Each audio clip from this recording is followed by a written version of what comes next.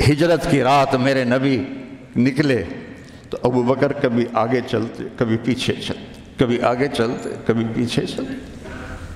آپ اپنے پنجوں کے بل چل رہے تھے کہ پاؤں کے نشان نہ پڑ جائیں اور کھوجی نہ دیکھ لے، تو پھر آپ نے فرمایا ما لک یا ابا بکر، ابو بکر کیا ہوا ہے، کبھی آگے آ جاتے ہو کبھی پیچھے ہو جاتے ہو؟ کہا یا رسول اللہ، جب مجھے خیال آتا ہے آگے کوئی چھپا ہوا دشمن وار نہ کر دے تو میں آگے ہو جاتا ہوں کہ میرے اوپر آئے آپ پہ نہ آئے، اور جب مجھے خیال آتا ہے پیچھے سے کوئی آ کے حملہ نہ کر دے تو میں بھاگ کے پیچھے ہو جاتا ہوں کہ آپ کے اوپر وار نہ آئے میرے اوپر آئے۔ اور پھر جب غار ثور پر پہنچے، جبل ثور، تو آپ چڑھ نہیں سکتے تھے، ساری انگلیوں سے خون نکل رہا تھا، جو کہ آپ ایسے چلے تھے ایسے۔ ابوبکر نے کندھے پہ بٹھایا اور پورا پہاڑ طے کیا، اوپر لے گئے، آپ کو باہر بٹھایا، سارے سوراخ بند کیے، اور اس کے بعد سوراخ زیادہ تھے تو پگڑی کو اتارا، اس کو پھاڑ کے سوراخ بند کیے، پھر اس کے بعد سوراخ زیادہ تھے، کرتے کو اتارا اور پھاڑ کے سوراخ بند کیے، ایک جس میں سانپ تھا وہاں اپنی ایڑی کو رکھ دیا، کہا مرحباً یا رسول اللہ۔ آپ اندر آئے تو اندھیرا تھا، آپ کو پتہ نہیں چلا، جب تھوڑی سی روشنی ہوئی تو آپ نے دیکھا نہ کرتا نہ پگڑی۔ ابو بکر مالک، یہ کیا ہوا ہے، تیرا عمامہ کدھر ہے، تیرا کرتا کدھر ہے؟ تو کہا یا رسول اللہ یہ سوراخ تھے، مجھے ڈر ہوا کہ ان میں کوئی چیز آپ کو تکلیف نہ پہنچائے تو میں نے اپنے کپڑے پھاڑ کے سوراخ بند کیے ہیں۔ تو ایک دم میرے نبی رونے لگے اور ہاتھ اٹھا کر کہا یا اللہ میں ابو بکر سے راضی ہوں، تو بھی اس سے راضی ہو جا اور اسے جنت میں میرا ساتھی بنا دے۔ تو ایک دم جبریل آئے، یا رسول اللہ، اللہ تعالیٰ فرما رہے ہیں ہم ابو بکر سے راضی ہو اور جنت میں آپ کا ساتھی بنا دیا۔ انہوں نے میرے نبی کی زندگی کو یوں سچ کر دکھائی۔ موسیٰ علیہ السلام کی قوم کو اللہ نے کہا جاؤ ملک شام جا کے عمالقہ سے لڑو،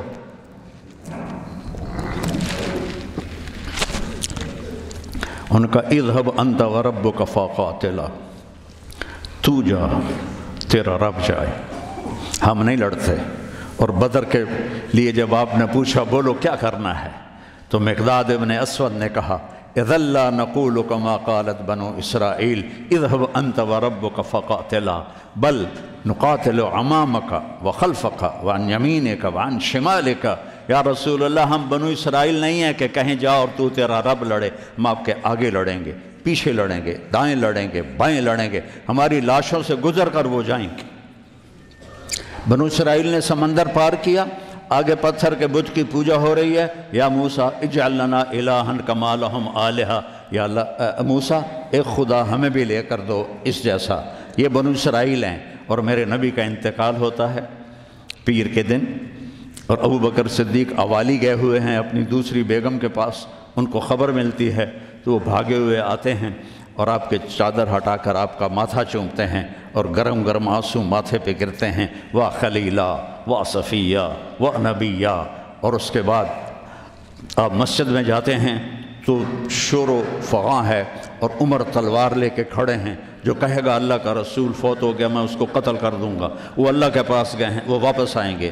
تو ابو بکر ممبر پر آئے، کہا عمر اقعد اقعد، کھڑے ہوئے آدمی کو کہنا ہو بیٹھ جاؤ تو اقعد، اور لیٹے ہوئے آدمی کو کہنا ہو بیٹھ جاؤ تو اجلس۔ یہ حسن عربی ہے کہ ہر حیت کے لیے الگ لفظ ہے، کھڑے کے لیے اقعد، لیٹے ہوئے کے لیے اجلس۔ عمر اقعد، کہا نہیں بیٹھوں گا۔ تو پتہ چل گیا کہ جوش میں ہے، ممبر پر آئے، ایھا الناس من کان یعبد محمدا فإن محمدا قد مات، جو محمد کی پوجا کرتے تھے وہ سن لو کہ انہیں اللہ نے بلا لیا، ان کا انتقال ہو گیا۔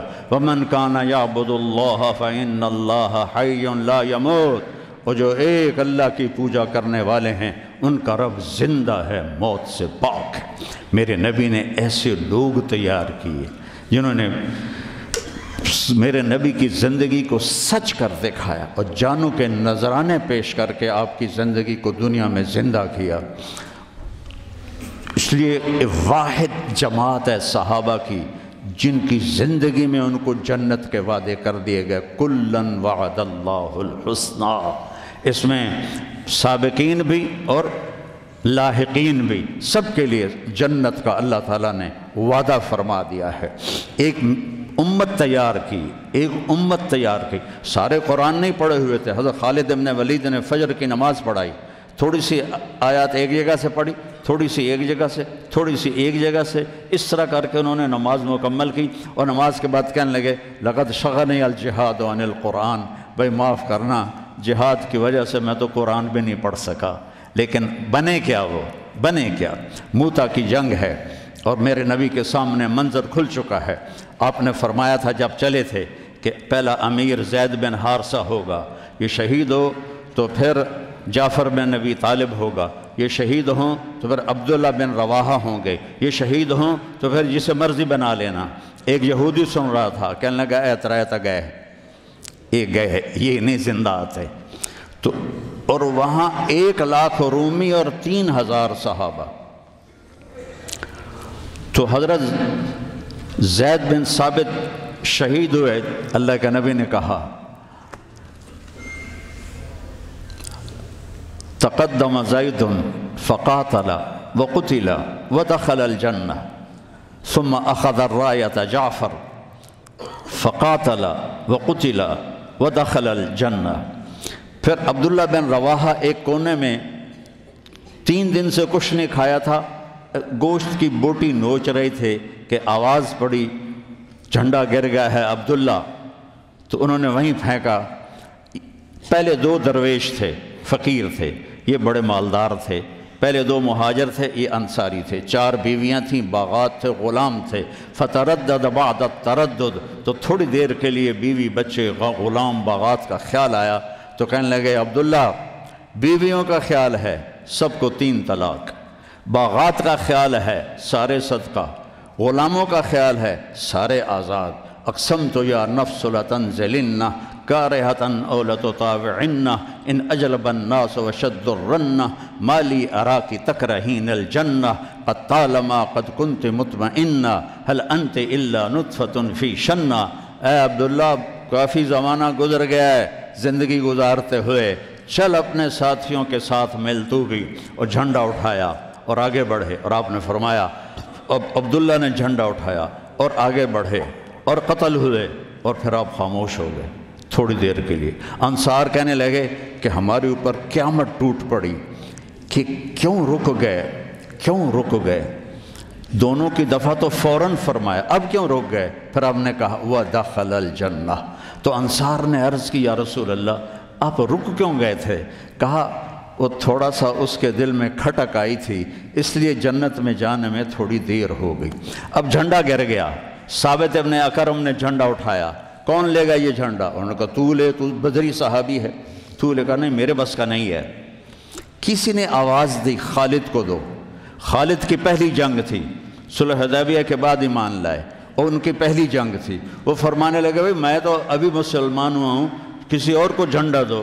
کہا نہیں، سب نے کہا بس خالد۔ انہوں نے ایک ہاتھ میں جھنڈا لیا، اور جب یوں تلوار کو جب اٹھایا نا، تو میرے نبی نے فرمایا ثم صلی اللہ سیفا من سیوفہ، اب اللہ نے اپنی تلواروں میں سے ایک تلوار کو نیام سے باہر نکالا ہے، اور انہوں نے ساری رومیوں کی فتح کو شکست میں تبدیل کر دیا۔ 9 تلواریں ان کے ہاتھ سے ٹوٹیں لڑتے لڑتے، اور اتنا رعب چھا گیا کہ پورے روم میں دہشت پھیل گئی خالد ابن ولید کی۔